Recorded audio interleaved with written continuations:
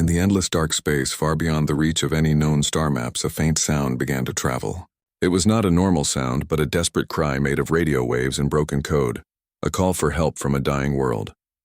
The message drifted silently through cold vacuum, bouncing off dust clouds and dead moons crossing centuries and star systems. It was old, weak, and almost forgotten. But still, it moved forward, carrying the last hope of an entire race. The Thaylen were not a strong species. Their world was beautiful, covered in crystal forests and silver seas. But they were gentle by nature. They were thinkers, teachers, and healers. They built temples of knowledge and floating cities filled with art and music. Violence was something they had left behind long ago, a thing of history and shame. But the galaxy was not kind to the peaceful. A brutal empire known as the Korth Dominion had found them. The Korth were warriors bred for conquest, a cold-blooded species that saw weakness as an invitation to destroy. When their fleets arrived, the skies of Thaylen Prime turned red with fire. The Thaylen tried to communicate, to offer peace, trade, or alliance. But the Korth only laughed. They wanted slaves, not friends. They wanted to burn the light of the Thaylen from the stars. The Thaylen had no army. Their defense ships were science vessels, not weapons of war. They could only flee, hide, or die. So they did the one thing they could. They sent a signal. It was a cry of pure desperation, a message encoded with their history, their pain, and their hope. "We are the Thaylen," it said, "and we are dying. If anyone hears this, please help us." They sent it once, then again and again, year after year, not knowing if anyone was listening. Some stopped believing. Some said the universe was too empty, too cruel to care. Others prayed that somewhere among the stars, a kind heart still existed. The distress signal traveled farther than the Thaylen could ever dream. Across nebulas, through radiation storms, between the ruins of forgotten civilizations, it moved on. Decades turned into centuries. Worlds were born and destroyed. Stars died. But still the signal kept moving, a whisper in the void.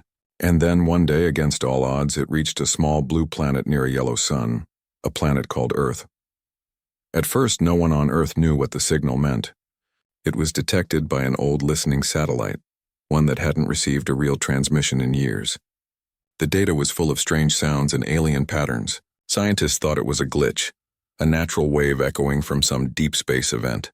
But then, one linguist at the International Astrophysics Center noticed something: rhythm, structure, and pattern. It was language. Someone out there was speaking. When the translation finally came through, the message silenced every room it was played in. It wasn't a threat, or a demand, or a warning. It was a plea. A simple voice, trembling, tired, but full of hope. "We are dying. Please help us." For a long moment, the world didn't know how to react. Governments called emergency meetings. Some scientists argued it could be a trap, an alien trick to lure humanity into a war it couldn't win. Others said it was too real, too raw to be a deception. The world's leaders hesitated.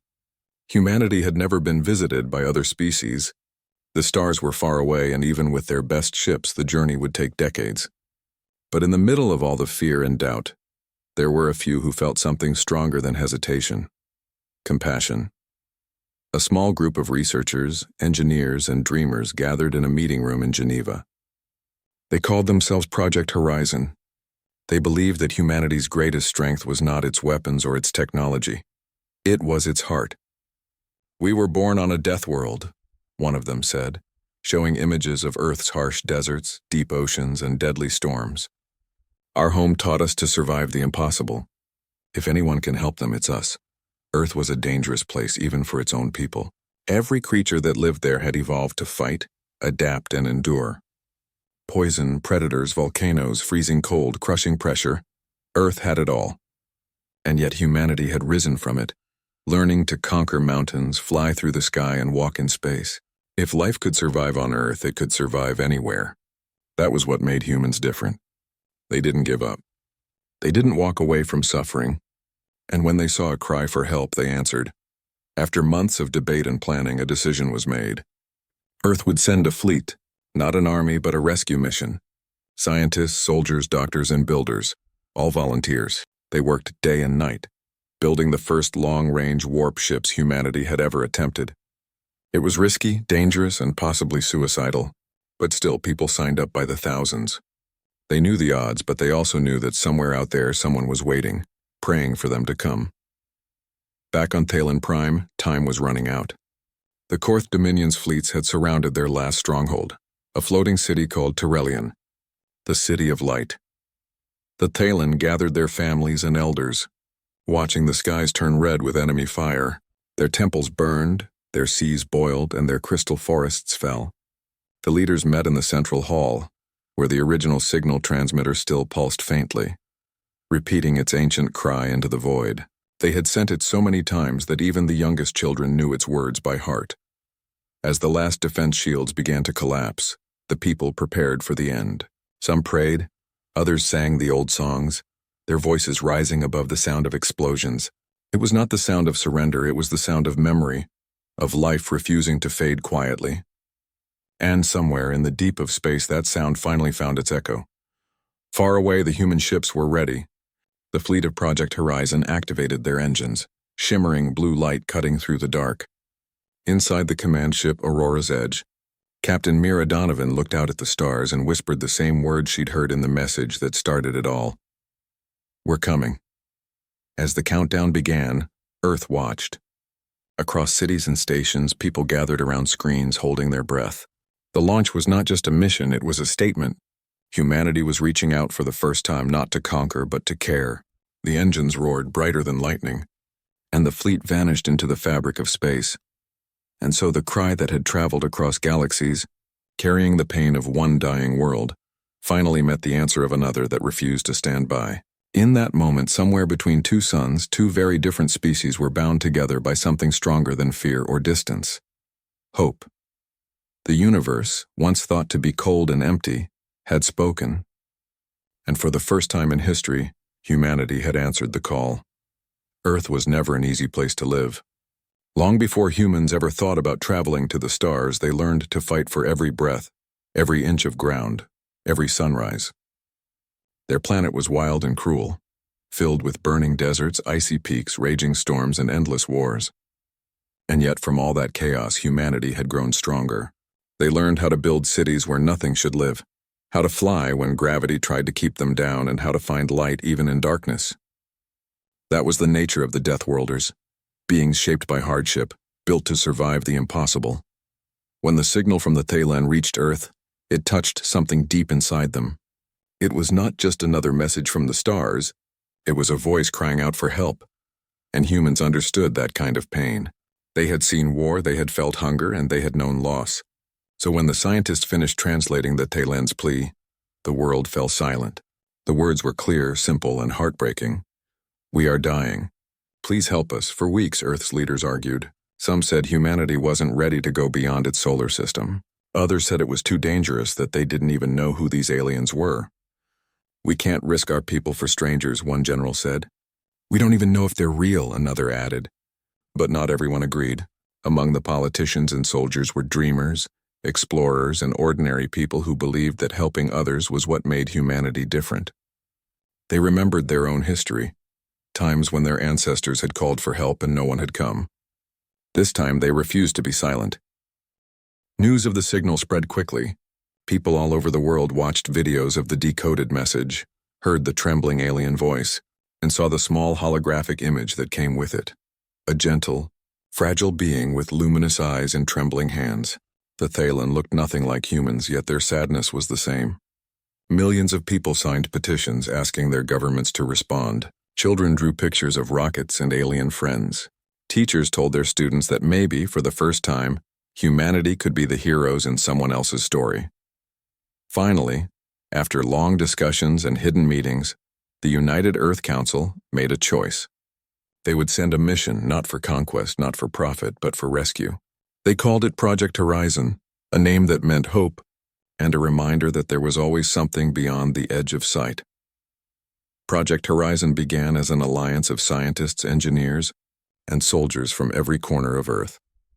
The brightest minds from different nations came together to do something no one had ever done before: build ships that could travel across light years, faster than any craft in history. The technology was risky, the calculations were uncertain, but humanity had always been good at doing what others said was impossible. In hidden shipyards and orbital stations, the work began. Giant engines were forged in the dark, powered by experimental warp drives that could bend space itself. The ships were built not for comfort but for survival. Thick hulls, reinforced shields, and weapons designed to fight even the harshest environments.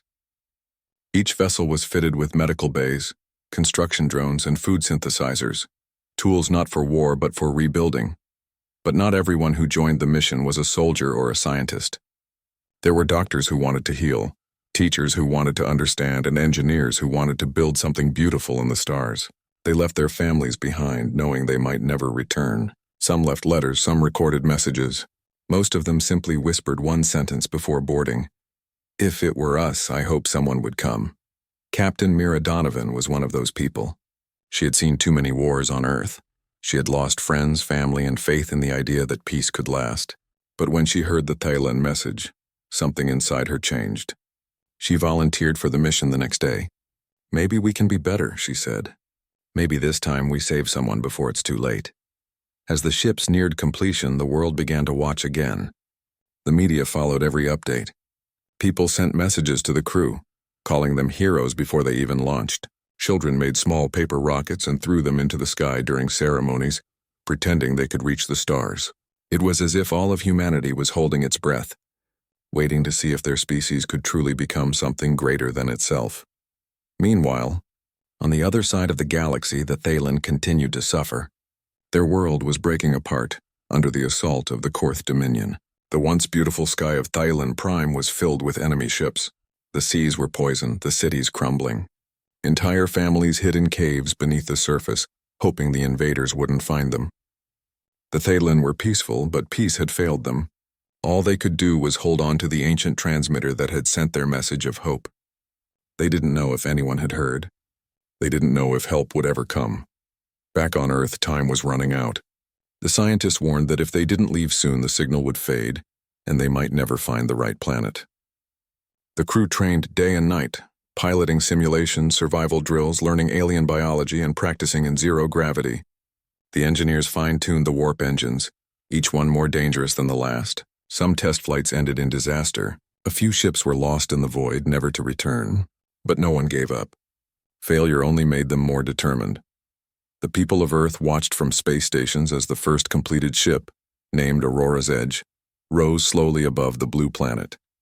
Its silver hull glowed under the sunlight, carrying the dreams of an entire world. Behind it, smaller ships lined up, forming a fleet that would become known throughout the galaxy as the Deathworlders fleet. Why were they called Deathworlders? Because their homeworld, Earth, was considered one of the most dangerous planets ever discovered, filled with predators, diseases, and natural disasters. Yet humans had not only survived, they had thrived. Every other intelligent species that studied Earth saw humans as strange, reckless, even terrifying. They lived where others would die.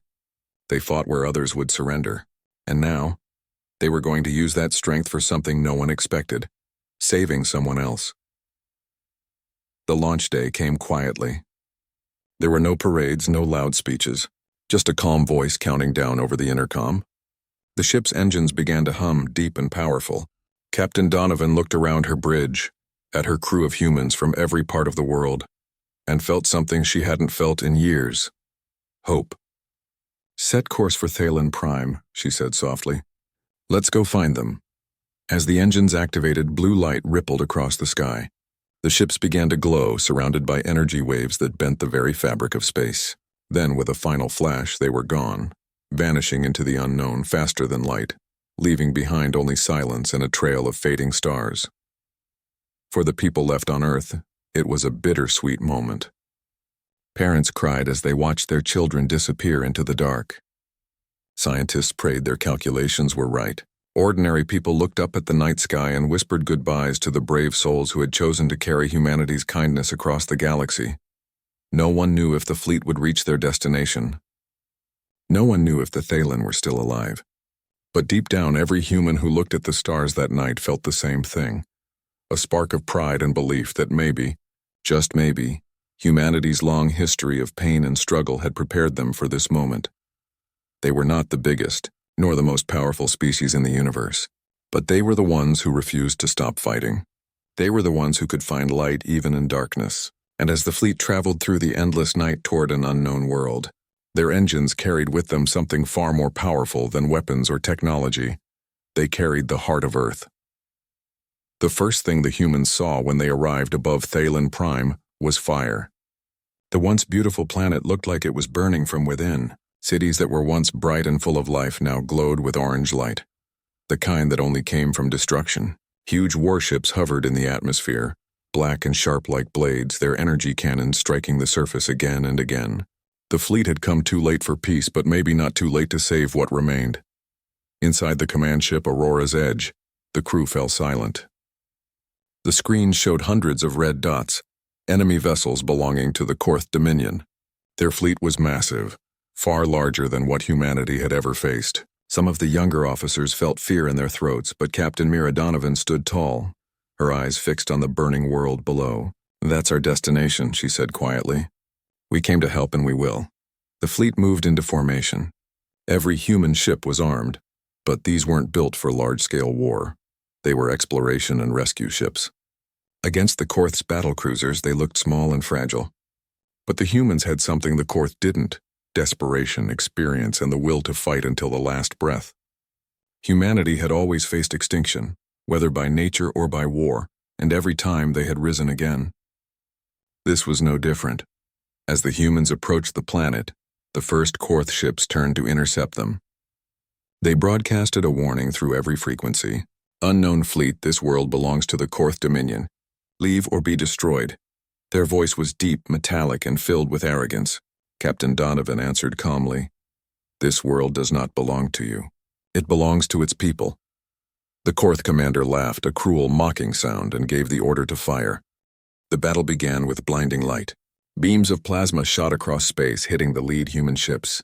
Shields flickered, alarms rang, and crew members rushed to battle stations. But humanity didn't turn back. They fired back with everything they had: rail cannons, laser turrets, and missile swarms. The sky above Thalen Prime became a storm of energy and metal. From the ground, the Thalen who still lived saw strange lights appear in their sky, blue and silver flashes cutting through the darkness. They didn't know who these new arrivals were. Some thought it was another enemy. Others whispered that their prayers had been answered. For the first time in years, the Thalen dared to hope. The Korth Dominion had never fought anything like humans before. The Deathworlders didn't fight by the book. They didn't retreat when outnumbered. They didn't surrender when damaged. When one ship fell, another moved in to protect it. When their weapons overheated, they rammed enemy cruisers directly. Their tactics looked like madness, but it worked. Humanity had learned to fight in chaos because Earth itself had always been chaos. They turned every disaster into a weapon. One of the ships, Sol's Fury, took a direct hit that crippled its engines. Instead of withdrawing, its captain, Commander Hayes, aimed the burning vessel straight toward the largest Korth dreadnought. He opened the ship-wide channel.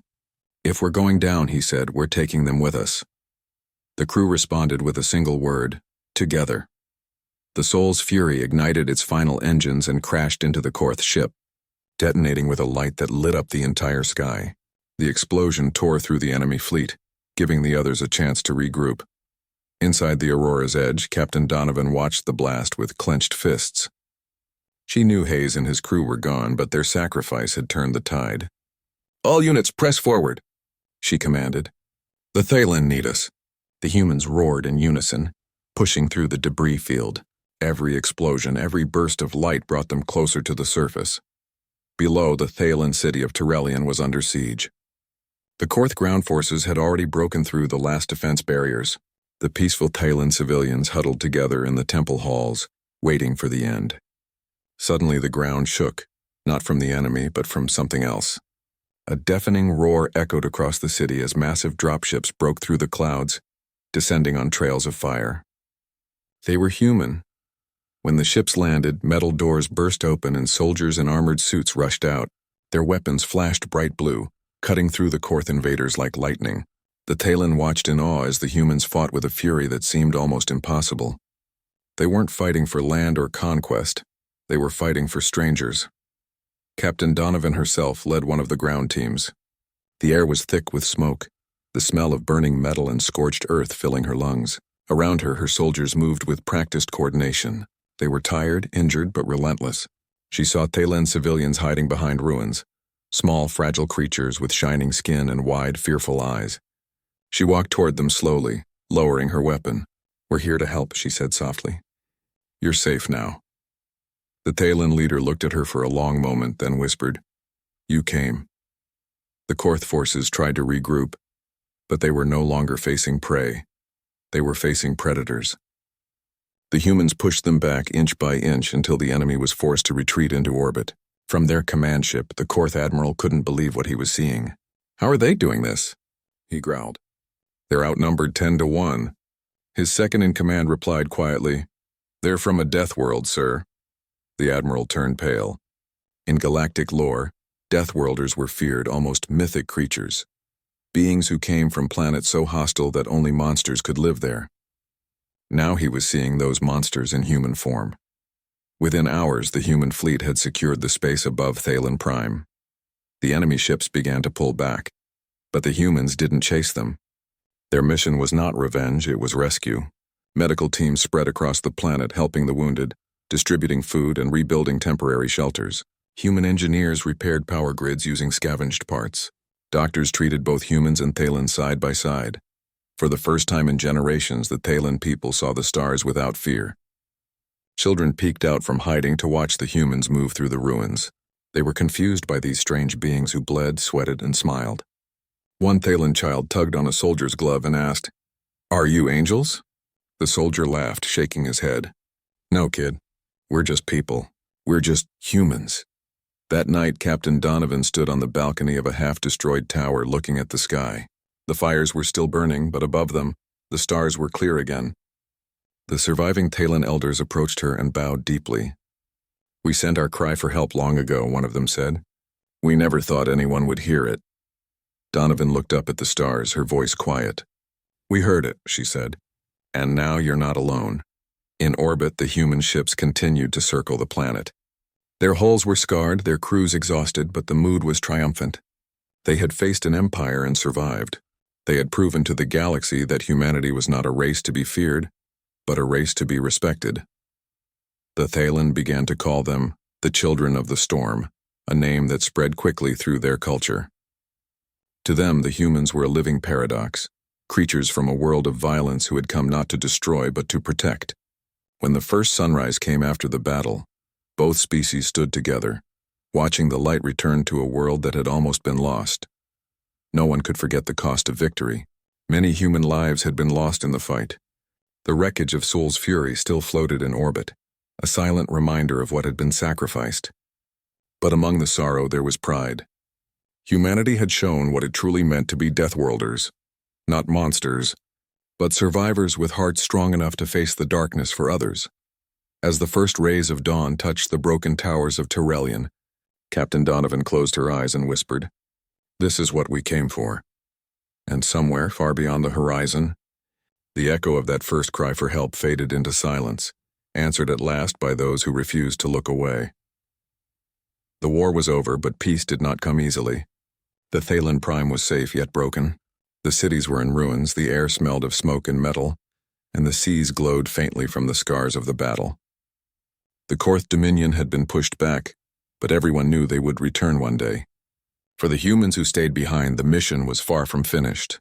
Their new battle was not fought with guns or ships, but with time, pain, and rebuilding. The Deathworlders had done the impossible. They had saved a dying world. But the cost of salvation was heavy. More than half of the human fleet was gone. Thousands of soldiers and engineers had given their lives to protect people they had never met. The names of the fallen echoed across the surviving ships every night. Their friends listened in silence, heads bowed, hands clenched as the list went on and on. Captain Mira Donovan, once full of fire, now carried exhaustion in her eyes. She had won the war, but every victory felt like a wound. The Thaylen tried to help the humans rebuild their camps. They offered songs, healing, and words of gratitude, but they didn't fully understand what humans had lost. The Thaylen were gentle by nature. They could not imagine what it was like to live on a world like Earth, where survival itself was a daily war. Yet when they looked at the humans, bloodied, tired, but still working, they began to see what Deathworlders really meant. These were beings who did not break even when everything around them did. Every morning before the sun rose, human engineers climbed into the broken towers to repair power lines. Doctors treated the wounded in makeshift tents. Scientists tested the air and water, making sure the planet was safe again. The Thaylen watched and slowly joined in. Together, they rebuilt homes, cleared rubble, and planted the first seeds of a new beginning. But not everyone accepted peace easily. In the shadows of the destroyed cities, fear and mistrust grew. Some Thaylen whispered that the humans were too strong, too dangerous. They came with fire and thunder, one said. What if one day they turned that power on us? Others argued that the Deathworlders had already proven their kindness. They came when no one else did, the elders reminded them. They bled for us. The humans understood that fear. They had seen it before on their own planet in their own wars. Captain Donovan didn't blame the Thaylen for being cautious. Trust is not built in a day, she told her crew. We'll earn it piece by piece, and so they did. The humans shared their food, taught the Thaylen how to repair machines, and helped them rebuild their schools. The Thaylen, in return, taught the humans about their music, their art, and their deep bond with nature. Slowly, two very different worlds began to blend into one. Yet even as hope grew, the shadow of the Korth Dominion still hung over them. Scouts reported small enemy fleets moving near the system's edge. It was clear that the Korth had not forgotten their defeat. They were regrouping, waiting for a chance to strike again. The humans knew that if they returned in full force, there would be no second rescue. Humanity's fleet was too damaged, too scattered.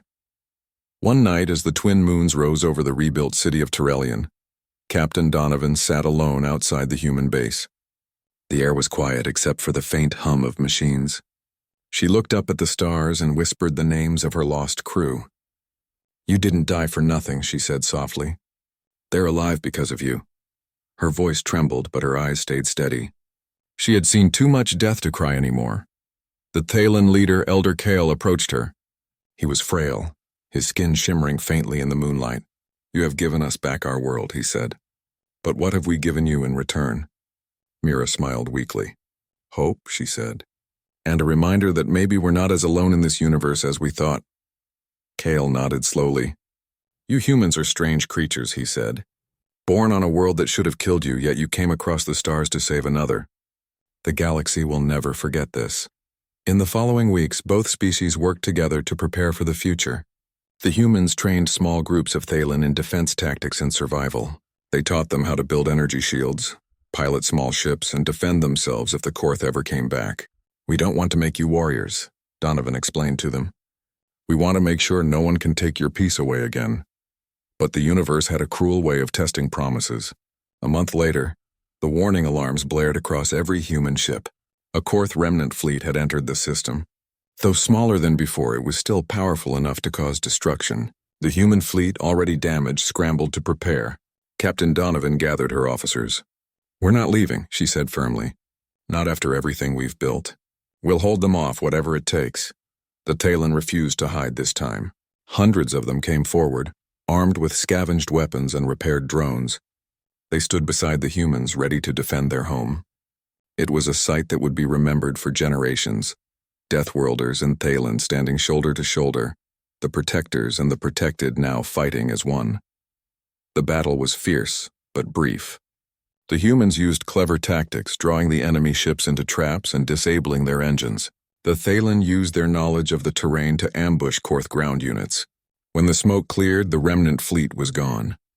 The Korth had been defeated again, but this time it wasn't just humanity's victory. It was their victory, together.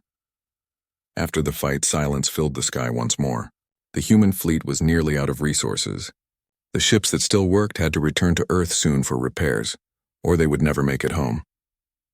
It was a hard choice, but there was no other way. Captain Donovan gathered the Thaylen leaders and told them the truth. We can't stay, she said. But you're ready now. You have defenses, knowledge, and the strength to survive. The Thaylen didn't want them to go. They built monuments for the fallen humans, carved from crystal and metal glowing softly at night. On each one they engraved the words, "They came from a death world, but they brought life."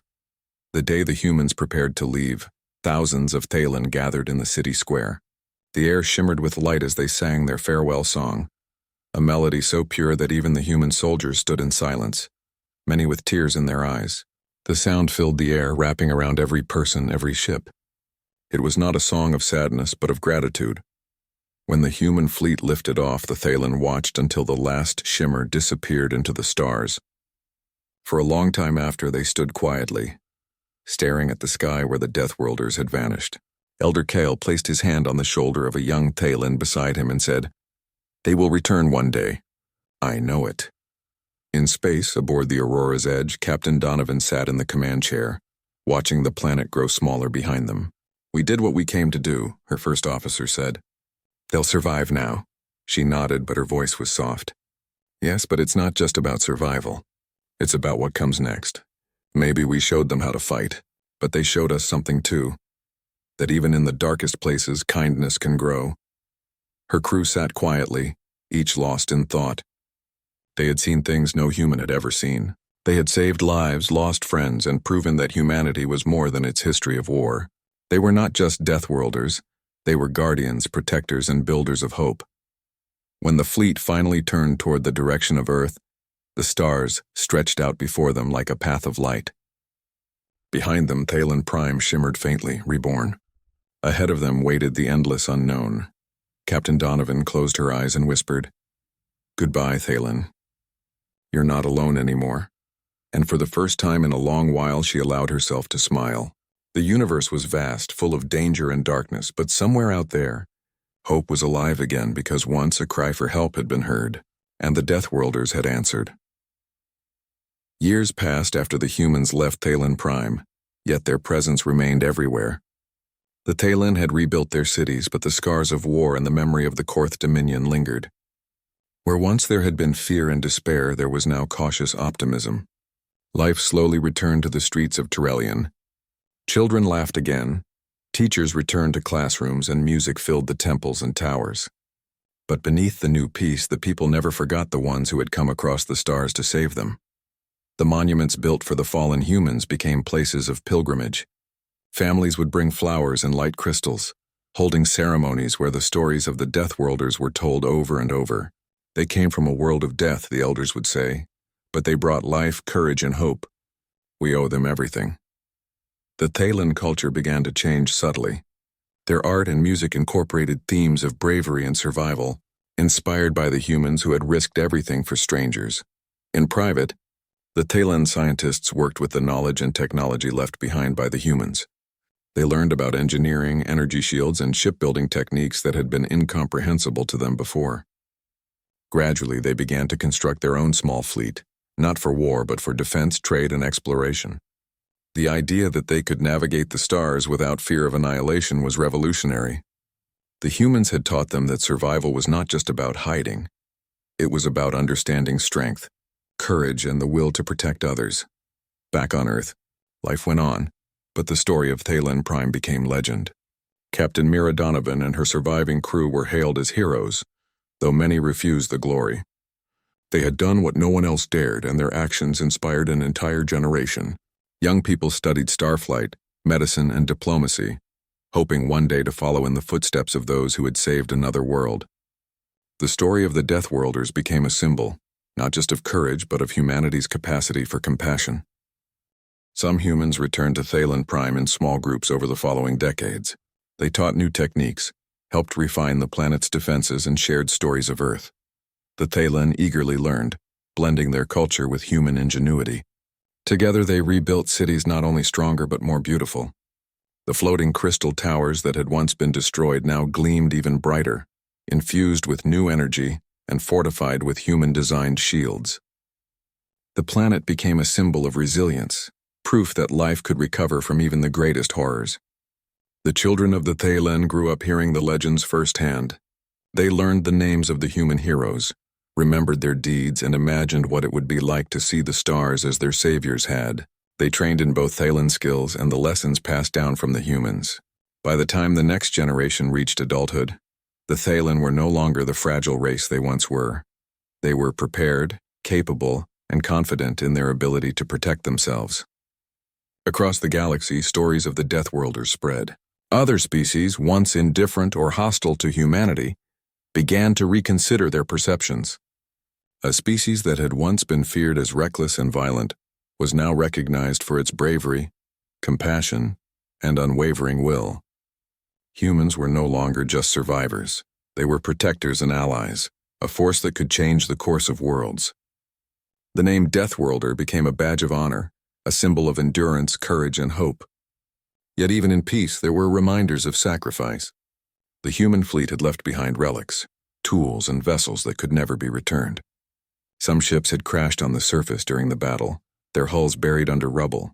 Engineers and scientists worked to recover what they could, treating the wreckage with reverence. Each artifact told a story, the story of courage, of risk, of lives given so that others might live. The Thaylen made sure that these stories were never forgotten, passing them down through generations.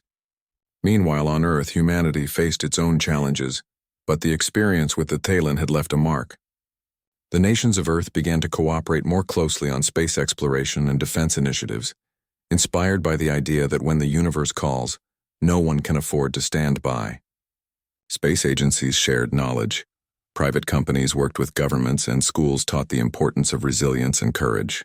The tale of the Thaylen rescue became part of the culture, a reminder that humanity had the capacity for greatness when it acted with both wisdom and heart. Despite the physical distance between the two worlds, a connection remained. The Thaylen developed communication networks that allowed them to stay in contact with Earth, exchanging messages, stories, and knowledge.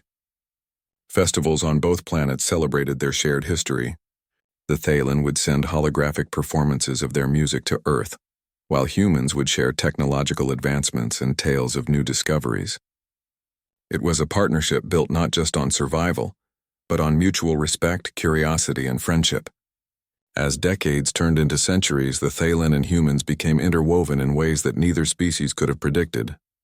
Some humans chose to settle on Thaylen Prime permanently, learning the culture, raising families, and teaching children how to live in harmony with the planet's natural beauty. Meanwhile, Thaylen scholars traveled to Earth, studying human technology, agriculture, and philosophy, bringing back ideas that further strengthened their civilization. Both worlds thrived together, proof that cooperation across species and cultures could create something far greater than survival alone. Legends of the battle and rescue were recorded in histories, holobooks, and oral stories. They were told not as tales of war, but as lessons in courage, hope, and the power of choosing to act even when the odds seem impossible.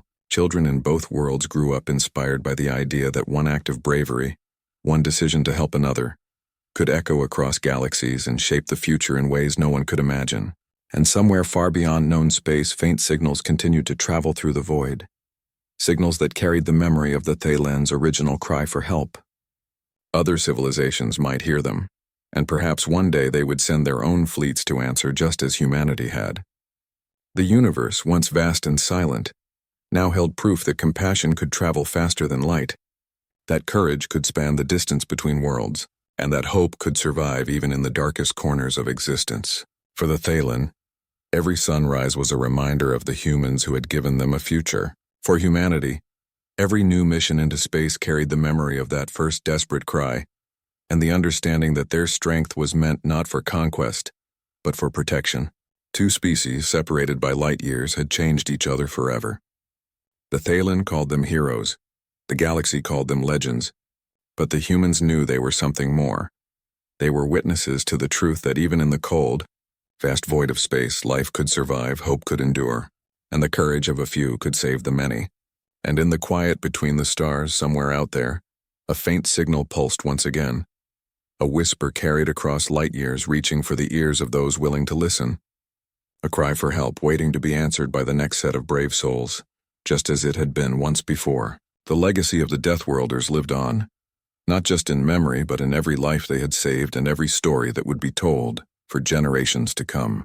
Humanity had left a mark on the galaxy, a mark of hope, bravery, and the unyielding will to protect those who could not protect themselves.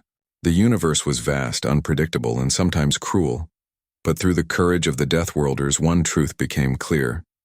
No cry for help would ever go unheard again.